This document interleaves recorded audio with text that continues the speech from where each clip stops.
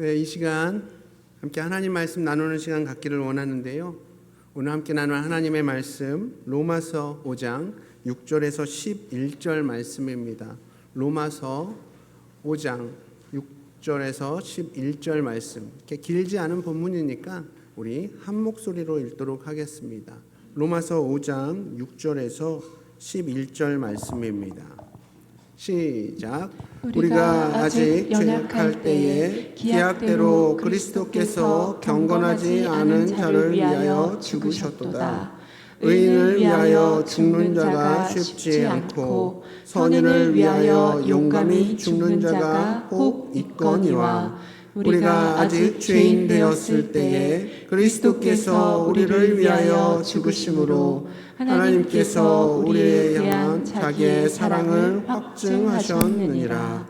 그러면 이제 우리가 그의 피로 말미암아 의롭다 하심을 받았으니 더욱 그로 말미암아 진노하심에서 구원을 받을 것이니 곧 우리가 원수 되었을 때에 그의 아들의 죽으심으로 말미암아 하나님과 화목하게 되었은즉 화목하게 된 자로서는 더욱 그날의 살아나심으로 말미암아 구원을 받을 것이니라. 그뿐 아니라 이제 우리로 화목하게 하신 우리 주 예수 그리스도로 말미암아 하나님 안에서 또한 즐거워하느니라. 아멘. 작석하시겠습니다. 저는 오늘 우리가 함께 읽은 이 말씀을 통해서 예수님을 믿으면 우리의 인생이 진짜 행복해질 수 있음을 함께 나누려고 합니다. 제이라는 한 평범한 친구가 있었습니다. 그는 매일같이 바쁘게 살아가고 있어요. 왜냐하면 좋은 대학에 들어가고 싶거든요. 그래서 밤늦게까지 공부했고 열심히 공부했고 결국 원하는 대학에 합격했습니다. 대학 입학 후에는 좋은 직장을 얻기 위해서 제이는 또 쉼없이 달렸고 마침내 남들이 다 부러워하는 좋은 회사에 취직합니다. 제이의 인생은 겉으로 보기엔 완벽했습니다. 안정된 수입이 있었고 또 누구나 인정해주는 좋은 직장이 있었고 지성과 미모를 다 갖춘 훌륭한 여자친구도 있었고 직장생활 5년 만에 서울에 아파트도 하나 장만했습니다. 그러던 어느 날 오랜만에 어린 시절 친구에게 연락이 왔는데 그 친구는 대뜸 제이에게 무슨 질문을 했냐? 친구야, 너 지금 행복하니?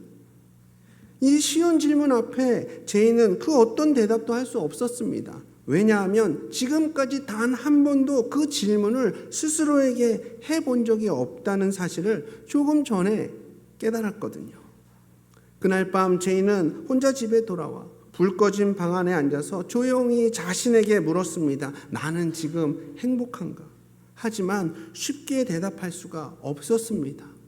지금까지 어떤 목표를 향해 달려오는 동안 행복은 늘 그 다음 단계에 있다고 생각했거든요. 대학에 가면, 취직을 하면, 더 성공을 하면 그때 가서야 행복해질 거라고 믿었습니다. 그러나 정작 지금 이 순간 제이는 무엇을 위해 그렇게 열심히 달려왔는지 잠시 멈춰서서 생각합니다. 이미 많은 것을 이루었는데도 정작 가장 중요한 이 질문에 답하지 못하는 자신의 모습이 너무 낯설고 슬펐습니다. 그리고 그날 밤 제이는 처음으로 멈춰서서 생각했습니다. 나는 지금 어디를 향해 가고 있는 걸까?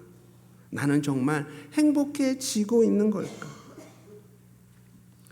이 짧은 이야기는 지금 저와 여러분을 향해서도 조용히 묻습니다. 여러분은 지금 행복하십니까? 어떠신가요? 지금까지 행복해 오셨나요? 지금도 행복하신가요? 지금만큼 앞으로도 행복할 거라 장담하시나요? 안타깝게도 우리는 누구보다도 행복을 위해서 오늘을 산다고 하지만 오늘의 모습과 대답은 행복과는 먼 현실입니다. 작년에 발표된 세계 행복 보고서에 따르면 대한민국의 행복 지수는 147개국 중에서 몇 등이나 했을까요? 58등이었습니다. 여러분, 우리 대한민국은요, 경제 규모는 세계 10위권 안에 있는 나라입니다. 그러나 행복 지수를 보면 늘 이렇게 하위권에 머물러 있죠. 근데 더 심각한 게 뭔지 아십니까? 뭐 어른들이야 그렇다 불행을 느낄 수도 있다고 생각할 수 있지만, 뭐 그렇습니다. 오랜 세월 살다 보면 뭐 직장에서도 치이고 가정에서도 치이고 이것저것 하면 아무래도 마음이 어려워지고 스트레스도 많이 받다 보니까 이렇게 불행하다고 느낄 수도 있는데, 더 심각한 건 뭐냐? 우리 아이들도 마찬가지라는 거예요. 작년에 유니세프에서 보고한 바에 따르면 우리나라 청소년들의 행복 지수는 36개국 중에서 몇 위? 27위라는 겁니다. 거의 꼴등입니다. 아니 어떻게 이처럼 풍요 속에 살아가고 있는 우리 아이들인데 마음은 점점 더 메말라가고 있습니다. 부족함 없이 자라고 있는데 도대체 왜 아이들은 행복하지 않다고 말하는 걸까요? 그러고 보니까 우리의 삶의 외적인 환경은 풍요로워졌을진 모르겠지만 우리의 마음은 점점 더 공고해지고 더 메말라가고 있습니다. 그럼 여러분들께 질문해 볼게요. 우리가 왜 이렇게 됐을까요? 삶의 외적인 환경은 그렇게도 좋은데 오히려 우리의 마음은 왜 이렇게 행복을 느끼지 못하는 걸까요? 바로 행복이 아닌 것을 행복이라고 착각하기 때문에 그렇습니다. 행복이 아닌 것을 쫓아가다 보니까 어떤 열심이나 성실이 우리 삶 가운데 있을지는 모르겠지만 그 마음은 여전히 불행하다고 느끼는 거예요. 쉽게 말해서 헛다리 짚고 살고 있는 겁니다. 보통 우리는 행복하려면 일단 뭐가 있어야 된다고 생각하죠? 뭐니 해도 돈이 있어야 된다고 생각하죠. 여러분, 성경은요, 돈의 필요를 결코 부정하지 않습니다. 하지만 돈은 우리 삶 가운데 꼭 필요한 일부이지 돈이 전부가 될 수는 없는 겁니다. 돈 많으면 행복할 거란 생각, 그거는 문제인 겁니다. 또 우리는 어떤 지책이 높아지면 행복할 거라고 생각합니다. 권력을 가지면 행복할 거라고 생각해요. 그리고 내 아들, 딸들이 정말 잘 되면 부모로서 걱정이 사라지고 행복해질 거라고 생각합니다. 돈, 권력, 자녀. 그러나 우리의 현실은 어떻습니까? 이 모든 걸 다 갖추고 있어도 행복하지 않은 사람들이 우리 주변에는 너무나도 많습니다. 여러분, 우리가 보통 돈이 없으면 막 불안하거든요. 근데 신기한 건 뭔지 아십니까? 돈이 많아도 불안하다는 겁니다. 그 많은 돈 잃어버릴까봐, 누가 가져갈까봐, 뺏어갈까봐, 그거 안 뺏기려고 엄청 불안한 거예요. 지책이 높아졌습니다. 권력이 생겼습니다. 얼마나 많은 사람들 위해 우뚝 선 자리인지 몰라요. 누구도 도달하지 못한 자리입니다. 처음엔 기쁘죠. 근데 이상합니다. 시간이 흐를수록 내 곁에 믿을 만한 사람이 없어요. 마음을 터놓고 대화 나눌 사람이 없어서 너무나도 외로운 겁니다.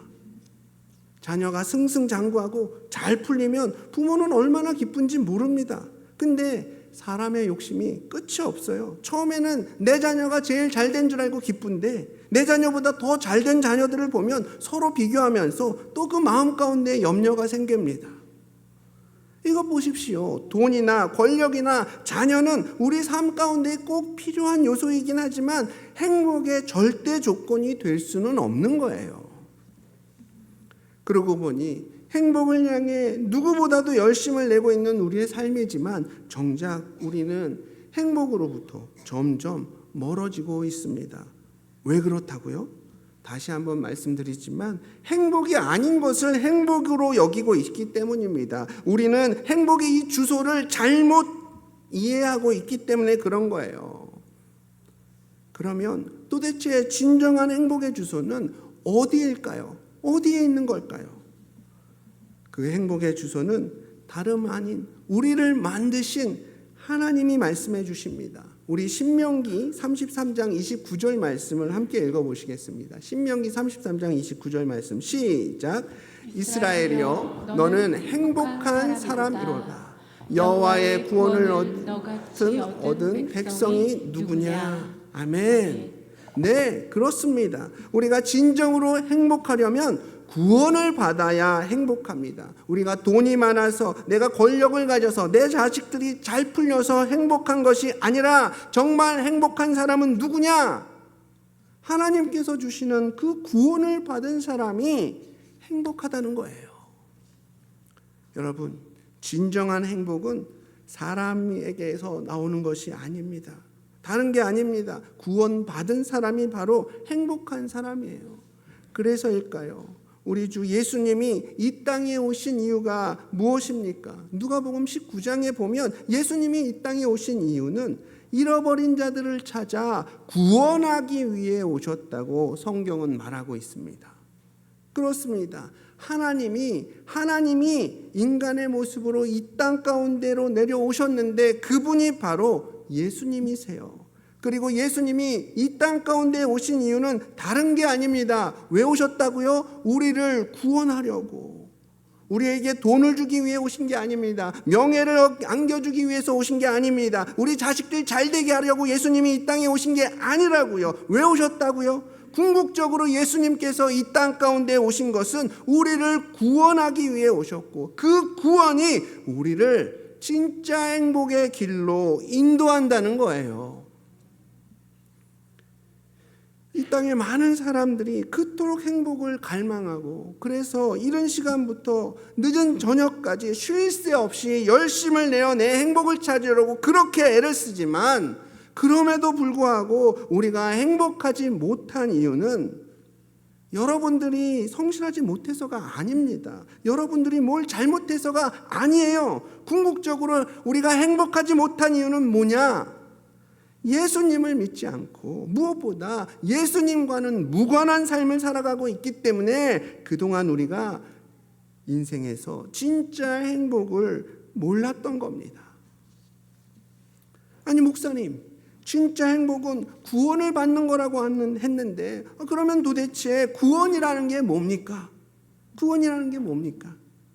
오늘 이 설교를 준비하면서 처음에는 제가 이 구원이 뭔지 이 두 가지로 이렇게 정리해서 말씀드리려고 했습니다. 그런데 곰곰이 생각해 보니까 많은 분들을 초대해 놓고 이렇게 두 가지나 말한다는 것은 너무 시간이 오래 걸릴 것 같은 거예요. 그래서 그냥 딱 한 가지로 정리해서 전하도록 하겠습니다. 여러분 반응이 이럴 줄 몰랐으면 그냥 두 개를 준비할 걸 그랬습니다.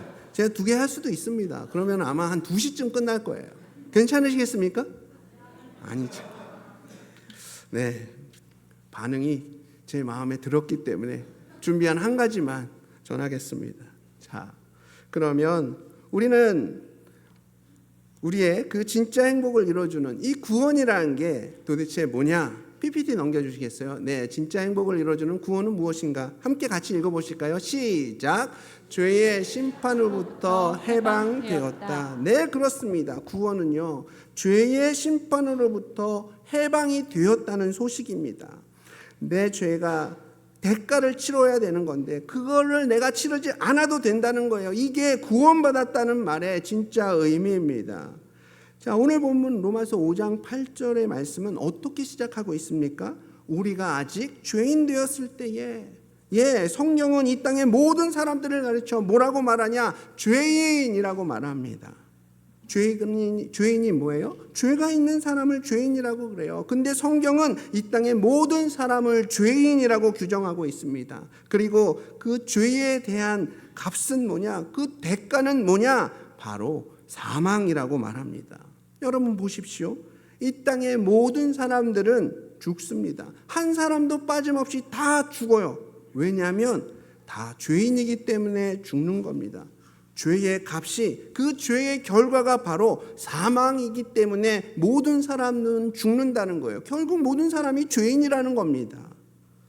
근데 어떤 분들은 이렇게 말씀하실지도 모르겠어요. 아니, 내가 뭘 그렇게 얼마나 많은 죄를 지었다고, 난 비교적 법도 잘 지키고 나름대로 봉사활동도 많이 하고 착하게 살았는데, 아니 성경은 기분 나쁘게 왜 나보러 죄인이라고 하는 거냐고. 네, 좋은 질문입니다. 성경이 우리 모두를 죄인이라고 규정하는 그 이유에 대해서 이렇게 설명합니다. 우리 야고보서 2장 10절 말씀을 함께 읽어보실까요? 야고보서 2장 10절 말씀 시작.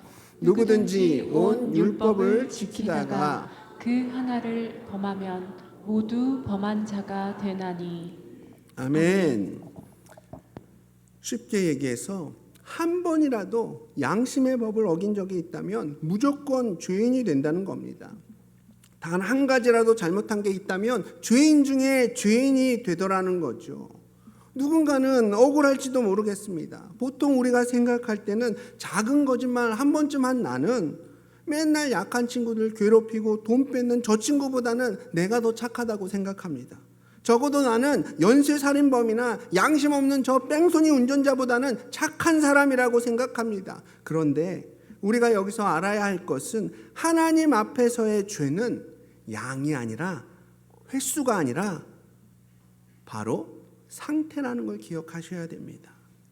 5번까지 죄를 범하면 죄인이 아니고 10번 넘어가면 그때부터 죄인이 되는 게 아닙니다. 죄는 횟수가 아니라 뭐라고요? 상태입니다. 예를 들어 볼까요? 여러분, 여기에 지금 깨끗한 물이 있습니다. 제가 마시기도 합니다. 근데 이 물에 무색무취의 독극물 한 방울이라도 넣는다면 어떻게 되겠습니까? 여기 페놀프탈레인 한 방울만 똑 떨어뜨리면 어떻게 되겠냐고요. 우리 눈에는 똑같은 물처럼 보이겠지만 독극물 한 방울이 들어간 그 순간부터 이 물은 더 이상 식수가 아니라 독약이 되는 거예요. 5방울부터 독약이 되는 게 아니라 10방울 이상 들어가야 독약이 되는 게 아니라 단 한 방울이라도 들어가면 이 물은 더 이상 식수가 아니라 독약이 되는 거예요. 독극물 한 방울이 이 물 전체를 어떻게 했습니까? 오염시킨다는 거예요. 죄는요, 이렇게 한 번이라도 짓게 되면 이 죄 하나가 한 사람을 완전히 오염시킵니다. 우리나라 속담에도 이런 말 있잖아요. 미꾸라지 한 마리가 온 저수지를 더럽힌다고. 죄인의 상태로 만들어버리는 겁니다. 그러니 죄의 모습은 사람마다 다 다를지는 모르겠지만 하나님은 로마서 3장 10절에서 이 세상을 뭐라고 선언하셨냐? 우리 함께 읽겠습니다. 로마서 3장 10절 말씀 시작. 기록된 바 의인은 없나니 하나도 없으며, 네, 하나도 없습니다. 이 땅에 죄인이 아닌 사람은 단 한 사람도 없습니다. 우리 주변에 보면 솔직히 조금 괜찮아 보이는 사람도 간혹 만나게 됩니다. 성품도 좋고 착하고 법 없이도 살 수 있을 것 같은 사람이 우리 주변에 있지요. 근데 그런 분들도 죄가 없는 게 아니라 죄가 없는 것처럼 보일 뿐입니다. 어쩌면 잘 속이고 있는 거예요. 위선 떨고 있는 건지도 모릅니다. 모든 것 다 아시는 우리 하나님이 보실 때에는 이 땅에 그 어떤 누구도 의인은 없나니 하나도 없다는 겁니다. 이게 바로 인류의 현실입니다. 우리 모두가 처한 현실이요, 팩트입니다. 그런데 문제는 뭐냐 하면 좀 전에 제가 이 죄에 대한 대가가 있다고 했는데 그게 뭐라고 했죠? 죄의 대가는 사망이라고 했습니다.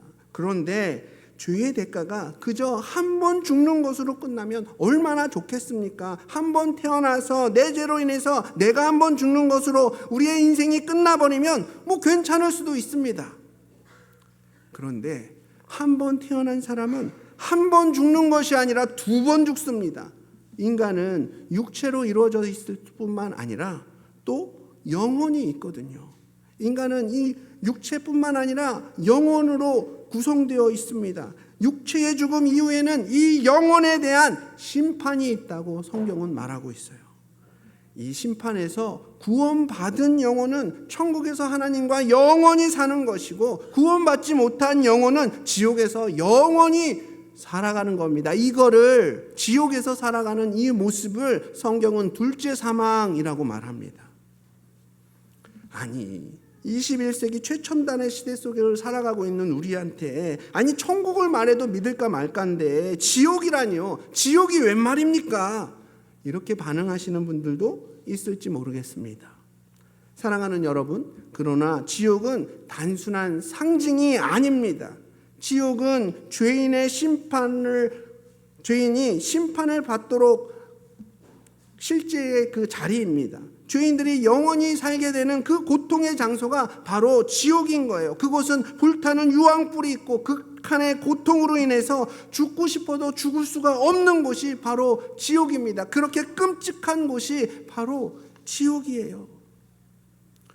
결국 죄인으로 살아가는 이 땅의 모든 사람들은 매일매일 사는 게 아니라 사실 잘 살고 있는 것처럼 보이지만 실상은 뭐냐? 이 지옥의 끝을 향해 달려가고 있는 겁니다. 어느 누구도 지옥을 향해 달려가고 있는 이 인생이란 지옥 열차를 막아설 수가 없어요. 왜냐하면 이 땅에 의인은 없나니 하나도 없으니까요. 그러면 이 땅에서 구원자가 나올 수 없다면 어디서 와야 됩니까? 하늘에서 오셔야 되는 거예요. 그래서 이 땅 가운데 하나님의 아들 예수님이 오신 겁니다. 우리를 구원하시기 위해서 이 땅 가운데 오신 거예요. 우리 로마서 5장 8절에서 9절 말씀을 함께 읽겠습니다. 로마서 5장 8절에서 9절 말씀 시작. 우리가 아직 주인 되었을 때에 그리스도께서 우리를 위하여 죽으심으로 하나님께서 자기의 사랑을 확증하셨느니라. 그러면 이제 우리가 그의 피로 말미암아 의롭다 하심을 받았으니 더욱 그로 말미암아 진노하심에서 구원을 받을 것이니. 아멘. 예수님은 이 땅 가운데 사람의 모습으로 태어나셨지만 우리처럼 죄가 있는 분이 아니십니다. 그분은 하나님의 아들로서 죄가 없는 거룩한 분이신데 죄 없는 그분이 십자가라는 인류 역사상 가장 참혹한 형틀에서 우리 죄를 대신해서 피 흘려 죽으셨습니다. 죄인인 내가 받아야 할 그 죄값을, 내가 치러야 할 그 죄값을 죄 없으신 예수님께서 대신 갚아주신 거예요. 그리고 그 사실을 믿는 사람들을 의롭다고 여겨주십니다. 여기서 의롭다, 이건 법적인 용어입니다. 예를 들면 한 사람이 빚을 갚지 못해서 법정에 끌려왔습니다. 지금 이 사람은 그 죄값을 치러 마땅한 겁니다. 근데 그 심판의 순간에 어느 한 부자가 나타나서 이 사람이 평생 벌어도 갚지 못할 그 빚을 대신 갚아준 거예요. 그 빚을 대신 갚아준 겁니다. 그러면 이 심판장에서 어떤 판결이 내려집니까? 당신은 무죄라는 판결이 내려지죠. 왜죠? 내 빚을 내가 갚진 않았지만 이 부자가 대신 갚아줬으니 더 이상 나는 심판을 받지 않게 되는 겁니다. 의롭다고 여겨지게 되는 겁니다. 마찬가지예요. 하나님 앞에서 우리 모두는 죄인이지만 죄 없으신 예수님께서 십자가 위에서 내 대신 그 죄값을 다 치러주셨으므로 재판장이신 하나님께서는 우리를 향해서 너는 예수 그리스도의 은혜의 피값으로 말미암아 무죄하다, 의롭다 이렇게 선언해 주시는 겁니다. 바로 이것이 복음이에요. 이것이 바로 예수님께서 우리에게 행하신 진짜 행복의 시작점입니다. 우리 인생의 행복의 시작 무엇입니까? 구원입니다. 그럼 구원은 무엇입니까? 바로 죄에 대한 심판으로부터 벗어난 겁니다. 해방된 겁니다. 그 심판으로부터 해방된 것이 바로 구원이에요. 그럼 예수님은 왜 우리를 대신해서 십자가 위에서 그렇게 고통받으시면서 대신 그 죄값을 치르신 겁니까? 오늘 본문에서 말하고 있는 것처럼 저와 여기 계신 모든 분들을 너무너무 사랑하시기 때문에 그 십자가를 지셨던 겁니다. 옛날 러시아에 가르시아라는 정말 공의롭기로 유명한 한 장군이 있었습니다. 이 가르시아 장군은 전쟁 중에 전체 부대원들과 그 가족들을 모두 데리고 이렇게 전선을 옮기고 있는 그런 상황이었습니다. 그 움직임 속에서 사람들이 얼마나 춥고 배가 고팠겠습니까? 근데 어느 날부터인가 정해진 식량 분배 외에 식량이 자꾸만 없어지는 거예요. 더 이상 이 상황을 묵과할 수 없어서 가르시아 장군은 부하들을 모아놓고 왜 이런 일이 반복되냐고 책망을 했습니다. 그때 한 부하가 이런 보고를 하는 거죠. 누군가가 식량을 계속 훔치고 있습니다. 너무 화가 난 가르시아 장군은 모든 부하들을 향해 이렇게 엄포합니다. 누구든지 식량을 훔치다가 잡히는 자는 끔찍한 책직형으로 다스릴 것이다. 이렇게 엄포를 놓은 거예요. 그리고 나서 며칠이 지났습니다. 한 장교가 장군에게 와서 하는 말이 장군님, 좋은 소식과 나쁜 소식 두 가지가 있습니다. 그래, 좋은 소식부터 말해보게. 좋은 소식은 그 식량을 훔친 범인을 붙잡았습니다. 오, 그래? 좋은 소식이군. 그럼 나쁜 소식은 뭔가? 근데 이 장교가 더 이상 말을 잇지 못하는 거예요. 말해봐. 나쁜 소식은 뭔가? 머뭇거리고 있던 이 장교가 전한 소식은 식량을 훔친 그 범인이 바로 장군의 아들이라는 겁니다. 그 보고에 가로시아 장군은 깜짝 놀랐습니다. 정말 자기의 아들이 범인일 거란 생각은 정말 일도 생각하지 못했거든요. 그러고 보니 군인도 아닌 그 아이가 이 전쟁통에 이동하는 게 얼마나 춥고 얼마나 힘들고 얼마나 배고프고 그렇겠습니까? 그러다 보니까 자신도 모르게 아들을 생각하면 막 연민의 마음이 느껴지는 거예요. 아들을 생각하면 막 사랑이 넘쳐흐르고 이게 너무 불쌍한 겁니다. 아들의 그 죄를 그냥 덮어주고 그냥 모른 채 하고 싶은 마음이 드는 거죠. 그러나 장군으로서 공의로운 그 심판을 해야 될 위치를 생각하면 부하들과의 그런 신뢰를 쌓아야 되기 때문에 범인인 아들을 참혹한 채찍으로 다스려야만 합니다. 그 두 가지 마음이 동시에 드는 거예요. 공이냐 사랑이냐, 장군으로 살아야 되냐 아버지로 살아야 하느냐. 이 두 가지의 갈림길 속에서 어찌해야 할 바를 모르는데 시간이 되어서 결국 아들을 재판장, 그 법정 앞으로 불러왔습니다. 그리고 그 식량을 훔친 죄를 물어 아들의 등짝에 채찍을 때리라는 지시를 합니다. 아들은 두려움에 벌벌 떨고 있습니다. 장군인 아버지는 그 모든 광경을 다 보고 있었죠. 아니, 모두가 숨을 죽이고 있는 그 상황 속에서 형을 집행하는 담당자가 이제 채찍을 들고 하늘을 향해 그 아들 등짝을 향해 채찍을 날리려는 그 순간 장군이 자리에서 벌떡 일어나서 이렇게 말하는 겁니다. 형을 정지하라. 그러더니 갑자기 아들 앞으로 뚜벅뚜벅 걸어가는 겁니다. 자신의 군복을 벗고 그리고 그 아들에게 자신의 군복을 입힌 다음에 아들을 맨몸으로 감싸는 겁니다. 그렇게 아버지가 대신 채찍을 맞았습니다. 언제까지요? 아들이 받아야 할 그 죄값을 다 끝낼 때까지 아버지가 그 모든 채찍을 대신 맞았습니다.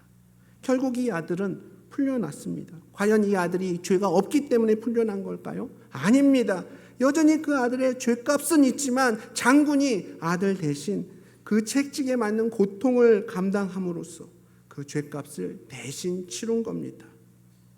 바로 우리 예수님의 사랑이 이런 사랑인 거예요. 우리를 향한 예수님의 사랑이 바로 이런 모습인 겁니다. 그 사랑이 죄로 인해 심판받아 죽을 수밖에 없었던 우리를 다시 살리신 겁니다. 정말 무서운 지옥이라는 형벌 앞에 꼼짝없이 죽을 수밖에 없었던 우리가 우리 인생 가운데에 예수님의 그 사랑이 구원이란 꽃으로 피어나게 된 겁니다. 그래서 이사야서 53장 5절은 이렇게 말하고 있는 거예요. 우리 함께 읽겠습니다. 자, 시작. 그가 찔림은 우리의 허물 때문이요 그가 상함은 우리의 죄악 때문이라. 그가 징계를 받음으로 우리는 평화를 누리고 그가 채찍에 맞음으로 우리는 나음을 받았도다. 아멘. 그렇습니다. 예수님께서 친히 십자가 징계를 받으심으로 우리가 나음을, 우리가 곧 구원을 얻게 된 겁니다. 바로 이 구원이 우리 인생의 행복 시작의 출발점입니다. 혹시 지나온 나의 삶이 부끄러워서 감히 하나님 앞에 나서기조차 두려우신 분들이 있으십니까? 이제 점점 나이가 들어가면서 어느 순간부터는 죽음이라는 이 마지막 종착역의 그림자가 더 선명하게 드러날 때 죽음 이후가, 죄로 인한 그 심판이 염려되시는 분들 있으십니까? 지나간 내 삶을 돌아볼 때 너무 부끄러운 게 많고 내 스스로가 생각해봐도 내 자신이 너무 혐오스럽고 죽어마땅한 죄인이라고 생각이 드십니까? 그래서 죽음 이후의 삶이 너무 두려우십니까? 그 두려움을 넘어서는 행복의 길이 지금 여기에 있습니다. 그 길은 다른 게 아니라 바로 주 예수 그리스도를 우리 마음 가운데에 영접하는 거예요. 그분이 내게 베풀어 주신 그 은혜를 기억하면서 나를 죄에서 구원하신 구세주로, 그분을 내 삶의 주인으로 고백하는 겁니다. 내 마음의 주인으로 예수님을 모시는 것이 바로 영접하는 거예요. 그래서 지금까지는 내 인생의 운전대를 그저 내가 붙잡고 살아가고 있었다면 앞으로는 누가 내 인생의 운전대를 붙잡아 주시는 걸까요? 바로 예수 그리스도. 예수 그리스도를 영접한 사람들은 인생의 운전대를 내가 잡고 있는 것이 아니라 내 안에 계신 예수님이 잡게 하시는 겁니다. 그분께 내 인생의 운전대를 맡길 때 우린 비로소 행복의 길로 나아갈 수 있습니다. 예수님이 여러분을 가장 안전하고 행복하고 좋은 길로 이끌어 주십니다. 기억하십시오.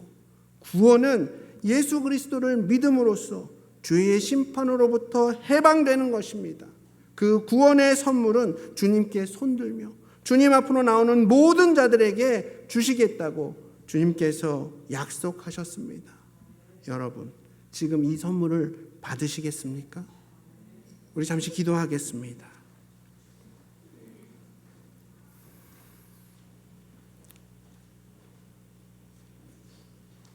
그렇습니다, 주님. 죽을 수밖에 없는 죄인이었던 우리가 예수 그리스도의 그 십자가 보혈로 그 죄를 갚게 되었습니다. 내가 갚은 게 아니라 우리 주님께서 대신 갚아주셨습니다. 그 사실이 우리 마음 가운데 믿어지고 우리 마음 가운데에 구원이 이루어지는 이 시간 되기를 주님 축복해 주시옵소서. 그 구원의 길로 우리를 인도하여 주시옵소서. 이 모든 말씀 살아계신 예수님 이름으로 기도드렸습니다. 이 시간 우리 초청의 자리로 함께 나아가기를 원합니다. 이 시간 잠깐 눈을 감아주시고요. 우리 두 손을 모아 주님 앞에 잠깐 묵상하기를 원합니다. 주님, 나도 이제 진정한 행복의 길, 그 길인 구원의 길로 나가고 싶습니다. 주님, 나도 이제 구원받아 하나님의 자녀로 살아가고 싶습니다. 이렇게 고백하시는 분 계십니까? 죽음 이후를 생각하며 그 심판을 생각하며 불안과 두려움 속에 살아가는 인생이 아니라 주님 주시는 그 온전한 기쁨과 행복 가운데 살아가기를 원하시는 분 계십니까? 지금 손들어 표현해 주시면 여러분들을 도와드리겠습니다. 여러분들에게 그 구원의 길이 무엇인지 하나님의 말씀인 이 진리의 말씀 성경을 통해서 그 구원의 길을 가르쳐 드리겠습니다. 손들어 표현해 주십시오. 그 손든 여러분의 모습을 통해 우리 주님께서 일하실 줄로 믿습니다. 주님께서 그 구원의 길로 여러분들의 인생을 이끌어 가실 겁니다. 구원의 길은 오직 한 길, 예수 그리스도밖에 없습니다. 그 길 앞으로 여러분 나오시기 바랍니다.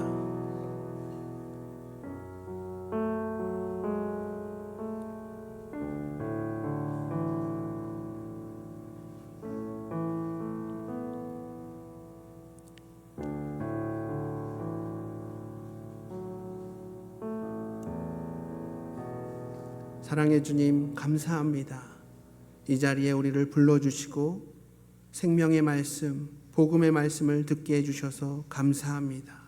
그 말씀 앞에 반응함으로 우리 삶 가운데에 예수님이 주인 되어주시고 하나님의 자녀로서 이 땅 가운데 살아가는 우리 모든 인생 될 수 있도록 주님 축복해 주시옵소서. 이 모든 말씀 살아계신 예수님 이름으로 기도드렸습니다. 오랜 시간 우리 앉아 계셨는데요. 우리 함께 받은 말씀 앞에 찬양하며 또 반응하는 시간 갖기를 원합니다.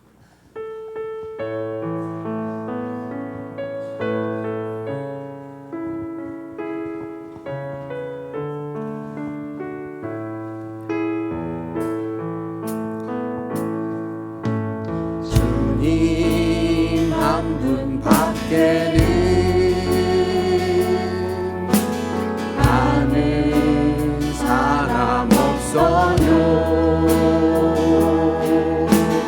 가슴 깊이 숨어있는 주를 사랑하는 마음 주님 한 분 밖에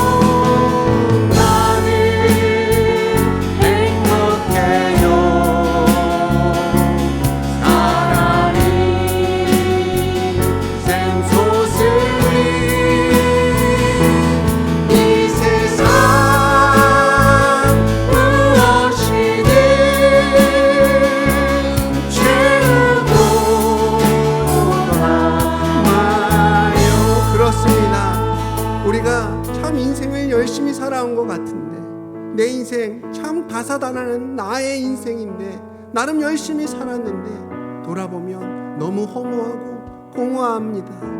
그래서 내 마음이 너무 불안하고 염려 가운데 있습니다. 왜냐하면 우리는 죽음을 두려워하거든요. 알 수 없는 그 죽음 이후의 세계를 늘 불안해하며 살아가거든요. 이 시간 그 불안한 마음을 우리 주님 앞에 내려놓은 우리 모두 되기를 소망합니다. 주님, 불안한 나의 심령 가운데에 구원 되시는 예수 그리스도가 믿어지는 은혜 베풀어 주십시오. 더 이상 나의 인생이 이 세상에 머물러 있는 것이 아니라 주님 계신 그 천국 소망 가운데 살아가는 인생으로 나의 인생을 변화시켜 주십시오. 우리 주님 앞에 이렇게 기도하며 나아가겠습니다. 주님, 우리의 마음을 붙들어 주시옵소서. 이 시간 함께 예배하고 있는 모든 영혼들의 마음 가운데에 구원의 은혜가 부어줄 수 있도록, 구원의 역사가 일어날 수 있도록 주여 함께하여 주시옵소서. 세상에서는 돈과 권력과 자녀의 성공이 꼭 행복을 줄 거라고 말하고 있지만 그것이 아니라 오직 구원이 행복의 길임을 고백할 수 있도록 주여 우리 심령 가운데 함께하여 주시옵소서. 죄에 대한 심판으로 그 두려움으로 살아가는 인생이 아니라 예수 그리스도를 믿음으로 또 회복과 진정한 행복 가운데 살아가는 모든 인생 되기를 소망하고 주여 우리와 함께하여 주시옵소서. 주님께서 주시는 그 기쁨과 행복을 소망하며 나아가는 우리 모든 삶에 주님께서 함께하여 주시고 그 행복의 길로 모든 주님 한 분밖에는